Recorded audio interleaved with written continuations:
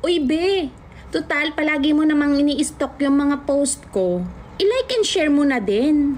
Para naman may silbi ka kahit basher kita.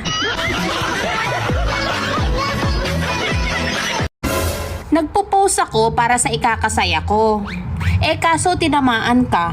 Di lalo akong sumaya. Pinautang mo dahil nakiusap.